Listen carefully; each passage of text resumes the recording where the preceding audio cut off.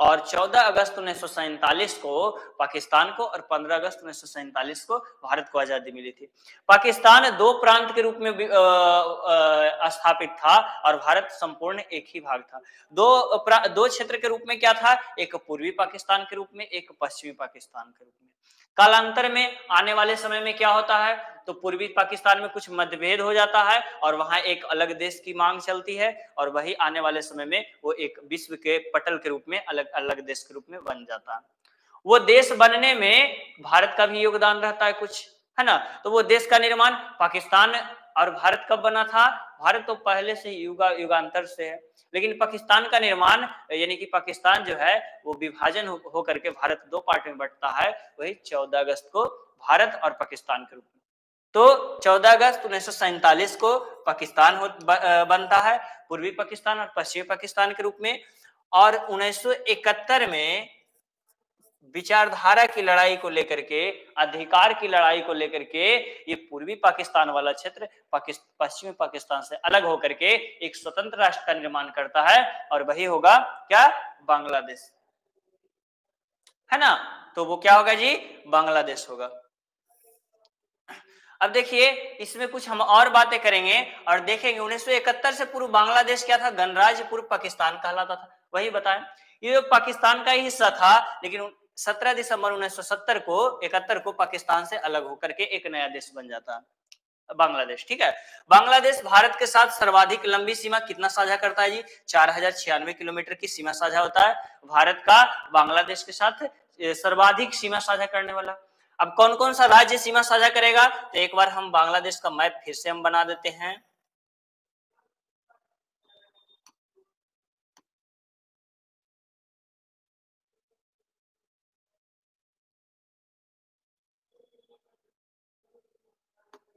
एक बार हम बांग्लादेश का फिर से मैप बना लेते हैं, थोड़ा सा इंतजार करेंगे।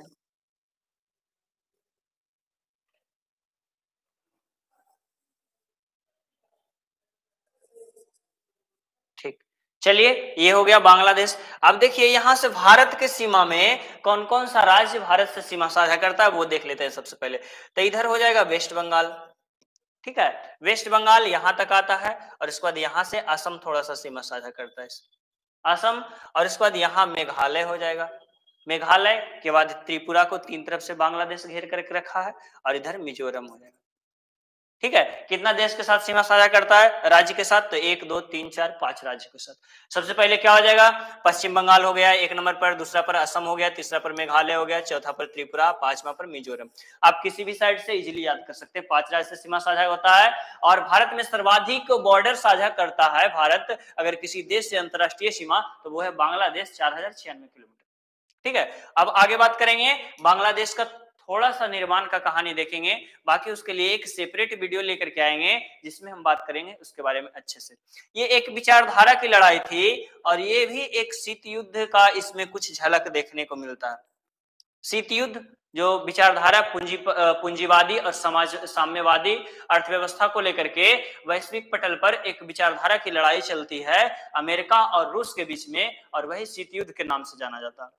शीत युद्ध का भी यहाँ प्रभाव दिखेगा, लेकिन उससे पहले यहाँ कुछ पाकिस्तान का गलत रवैया भी दिखता। वो गलत रवैया किस प्रकार से दिखता है, तो वो सबसे पहले हम देखेंगे।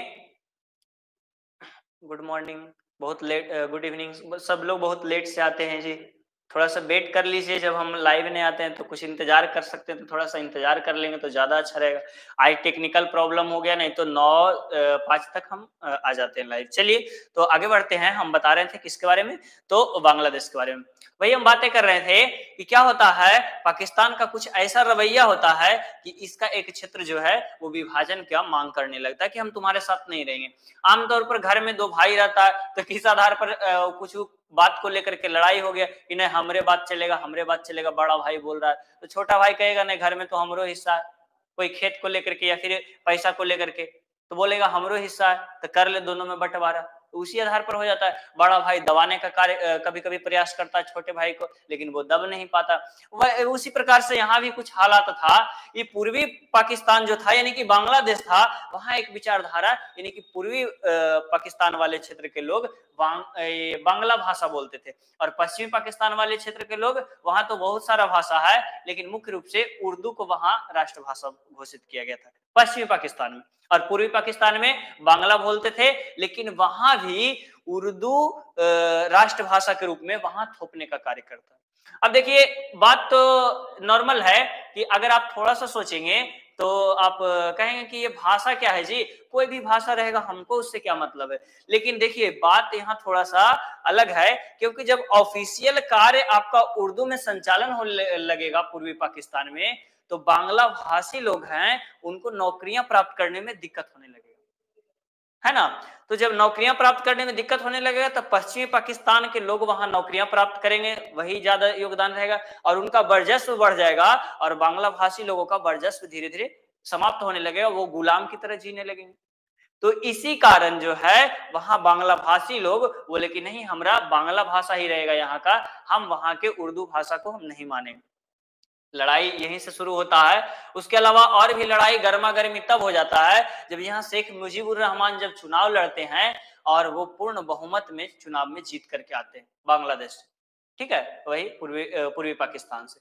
जब वो पूर्ण बहुमत में जीत करके आते हैं, तो पश्चिमी पाकिस्तान में ये भुट्टो है ना, तो बंजीर भुट्टो उसमें तत्कालीन चुनाव में जीत करके आते हैं, और असेंबली जो है पूर्ण बहुमत होने के बावजूद बंजीर भुट्टो को समर्थन दे देता है, यही बनेंगे प्रधानमंत्री पाकिस्तान के, और शेख मुजीबुर रहमान को उठा करके बंदी बना लेता।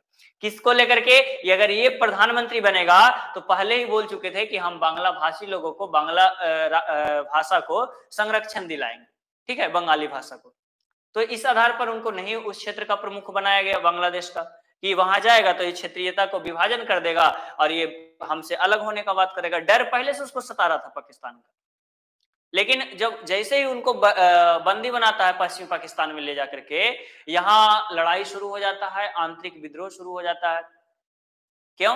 क्योंकि हम देखो, लोगों के द्वारा चुने गए वो नेता थे, उनको वो बंदी बना लिया। अब जो नेता है वो लोगों के द्वारा चुना गया नहीं है, तो वो उसके समर्थन वहां के बांग्लादेश वाले लोग यानी कि पूर्वी पाकिस्तान वाले लोग उसके समर्थन करेंगे नहीं, ऑब्वियसली बात है, और अपने पुराने नेता के प्रति वो उत्तरदायी रहेंगे। तो उन्हीं को लेकर के वहां विद्रोह शुरू हो जाता है, गृह युद्ध का माहौल छिड़ जाता है, और वो गृह युद्ध को दबाने के लिए पाकिस्तान सेना भेज देता है पश्चिमी पाकिस्तान से पूर्वी पाकिस्तान की। अब वो सेना दबाने के लिए जब भेजता है, तो वहां एक अवामी लीग पार्टी था जो इनका शेख मुजीबुर रहमान का, उन्हीं के द्वारा एक और सेना का गठन किया जाता है, तत्कालीन सेना, जिसको ये मुक्ति मोर्चा के नाम से जानते हैं, है ना। तो वो सेना का गठन किया जाता है, और वो एक गुप्त सेना था, वो लोगों पर जो अत्याचार कर रहा था उसको रोकने का कार्य कर रहा था। तो मुक्ति मोर्चा के नाम से एक सेना का गठन होता है, और वो बंगाल में यानी कि पूर्वी बांग्लादेश वाले क्षेत्र में, पूर्वी पाकिस्तान वाले क्षेत्र में जो पश्चिमी पाकिस्तान के सैनिक अत्याचार कर रहे थे, उनको रोकने, उससे बचने का कार्य, बचाने का कार्य कर रहे थे, है ना। अब यहाँ क्या होता है, अब पाकिस्तान को अपना ईगो पर बात हो गया, धीरे धीरे वहां गृह युद्ध बढ़ता जा रहा था, और उसका सैनिक से संभल नहीं रहा था। अब वो बहुत मात्रा में वहां से सेना भेज देता है, और अत्याचार बढ़ जाता है। वहां के शरणार्थी, बांग्लादेश के शरणार्थी बड़ी संख्या में भारतीय क्षेत्र में भर जाते हैं। असम, पश्चिम बंगाल वाले क्षेत्र, बिहार तक चलाते हैं। शरणार्थी शिविर सरकार को बनाना पड़ता है। असम, मेघालय, त्रिपुरा, मिजोरम, मतलब पूरा पूर्वोत्तर राज्य में, इधर बंगाल, बिहार, ये सब वाले क्षेत्र में भर जाते हैं शरणार्थी। भारत सरकार को शिविर बनाना पड़ रहा था शरणार्थियों को रोकाने के लिए। दूसरी बात, पाकिस्तान वहां अत्याचार रोक नहीं रहा था, तो शरणार्थी कंटिन्यू बढ़ते जा रहे थे इस क्षेत्र में, और भारत में समस्या उत्पन्न हो रही थी। इंदिरा गांधी तत्कालीन प्रधानमंत्री, तो वो वहां के भारत के मानिक शाह रहते हैं उसमें गवर्नर, सॉरी सेना प्रमुख तो उनको बोलते हैं कि क्या अगर हम बांग्लादेश के क्षेत्र में, मतलब पूर्वी पाकिस्तान के क्षेत्र में अगर हम सेना उतारते हैं तो क्या ये लड़ाई को शांत कर पाएंगे, और लड़ाई को शांत करके क्या हम ये जो मुक्ति मोर्चा जो बना हुआ है सेना, उसको मदद दे करके उसका जो उद्देश्य है वो हम पूर्ति करा पाएंगे, या फिर ये जो लड़ाई झंझट है ये हम शांत करा पाएंगे। जब पूछते हैं तो वो पर्सनली सलाह देते हैं, है ना, कि भारत का बॉर्डर बहुत लंबा लगता था पाकिस्तान से, पश्चिमी पाकिस्तान से, जो काफी विवादित एरिया है। चीन वाला क्षेत्र से भी हाल फिलहाल में लड़ाई हुआ था 65 में, है ना, 62 में, सॉरी। तो वो लड़ाई भी अभी घर में था, तो वो क्षेत्र भी हम नहीं छोड़ सकते थे। पाकिस्तान का क्षेत्र पर हमारा सैनिक रहता था, पूरा क्षेत्र पर, वो भी नहीं छोड़ सकते थे। और यहाँ लड़ाई हो गया था तो यहाँ भी सैनिक का डिमांड हो गया शांत करने के लिए, पाकिस्तानी सेना जो ज्यादा हॉल मचाए हुए था जो। तो उस समय मार्च का महीना, अप्रैल का महीना चल रहा था, बोलते हैं कि आने वाले समय में मानसून आएगा, मानसून आएगा तो ये पूर्वी पाकिस्तान वाले क्षेत्र में क्या होता है, बारिश ज्यादा होता है, पश्चिमी दक्षिण पश्चिम मानसून जब आता है तो, और पूरा क्षेत्र में बाढ़ जैसा स्थिति हो जाता है, खाली नदी है इस क्षेत्र में। तो जब बाढ़ जैसी स्थिति हो जाएगा तो लड़ नहीं पाएंगे और पाकिस्तानी सेना को पीट नहीं पाएंगे, या फिर कोई भी कार्य हम उचित से नहीं कर पाएंगे सैनिक कार्रवाई को लेकर के, ठीक है। तो इस कारण वो यहाँ समर्थन देने से मना कर देते हैं कि रहने दीजिए, अभी कुछ समय, अभी मानसून का वक्त है, अभी हम वहां नहीं ज्यादा हस्तक्षेप कर सकते। तो उसी प्रकार से फिर भी वहां सैनिक भेजा जाता है और धीरे धीरे लड़ाई को शांत किया जाता है। इसके लिए हम एक सेपरेट वीडियो बना देंगे, नहीं तो हमारा क्लास काफी लंबा चला जाएगा। हम मेन जो उद्देश्य है हमारा बांग्लादेश का स्थितिज विस्तार, उसका भौगोलिक सांस्कृतिक परिवेश का अध्ययन हम वो करेंगे, ठीक है। तो हम इसका एक सेपरेट वीडियो बना देंगे, तो आप देख सकते हैं कभी भी हमारे चैनल पे, अगला संडे तक हम अपलोड कर देंगे, ठीक है। तो चलिए आगे बढ़ते हैं। और वही कुछ नहीं होता है, वही सेना को उधर से हराता है, इधर नेवी वाले क्षेत्र से, मतलब पीएनएस गाजी को पाकिस्तान भेज देता है कि जाओ भाई, विक्रांत लगाए हुए था नीचे से, आईएनएस विक्रांत लगाए हुए था भारत के साउथ वाले क्षेत्र में, बंगाल की खाड़ी में, और वहां से पूरा ब्लॉकेज किए हुए था कि पाकिस्तान भाग नहीं पाए पाकिस्तानी सब सैनिक। तो इधर से पीएनएस गाजी को भेजता है आईएनएस विक्रांत को तबाह करने के लिए, पीएनएस गाजी को बर्बाद कर देता है हिंद महासागर में। नेवी अपना कार्य में सफल। उधर इसका पाकिस्तान का 2 बंदरगाह है, ग्वादर और, सॉरी ग्वादर नहीं, वो जे भी, उधर 2 बंदरगाह है उसका पाकिस्तान का, और वो कराची बंदरगाह को बर्बाद कर देता है नेवी। और इधर स्थलीय क्षेत्र में जब लड़ता है तो ये पूरा उसको स्थल तक के, उसको करीब 1400 स्क्वायर किलोमीटर क्षेत्र को कब्जा लेता है, प्लस से होगा, ज्यादा ही होगा। भारतीय सेना स्थल में भी मार खा गया, जलीय क्षेत्र में भी मार खा गया, और इधर बांग्लादेश से भी चला गया। अंतरराष्ट्रीय मदद मांगता है अमेरिका से, लेकिन ज्यादा बवाल के चक्कर में वो वापस चल जाता है रूस से, ठीक है। अब समस्या कुछ और भी रहता है, तो अब उसको, अब देखिए वहां वो एयरफोर्स को भेजता है। कहा जाता है कि उस समय एक इंटरेस्टेड बात है, ये ताजमहल व्हाइट व्हाइट कलर का संगमरमर था, तो चांद की रोशनी में वो काफी चमकीला दिखाई देता था। तो आगरा वाले क्षेत्र में एयरक्राफ्ट अगर घुस जाता तो हो सकता है उस पर बमबारी कर सकता था, इस कारण उसको टहनियों और पत्तियों से ढक दिया गया था, ठीक है। बहुत अच्छे से लिखा हुआ है, जो पढ़े हैं उसमें मिला है कि ताजमहल को पत्तियों और टहनियों से ढक दिया गया था, ताकि पाकिस्तानी एयरक्राफ्ट अगर बम गिराने आए तो ताजमहल नहीं दिखे, न तो सातवां अजूबे खत्म कर देगा। चलिए, वैसे भी वो लोग को तो बर्बाद करने का आदत पड़ा हुआ है। तो ये हम अगले वीडियो में बात करेंगे, काफी इंटरेस्टेड कहानी है, तो कहीं मत जाइएगा, अब दिखाएंगे थोड़ा सा इसके बारे में।